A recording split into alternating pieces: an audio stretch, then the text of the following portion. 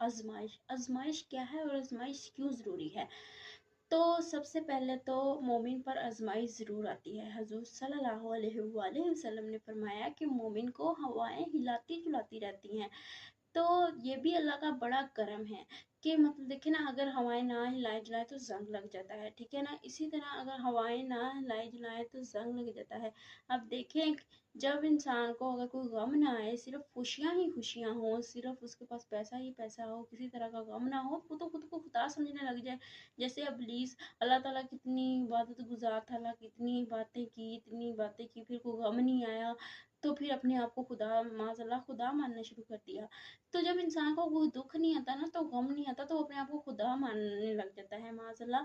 फिर वो वैसे ही इस्लाम के दायरे से बाहर हो जाता है। तो ये भी अल्लाह का बड़ा करम है कि वो हमें आजमाता है।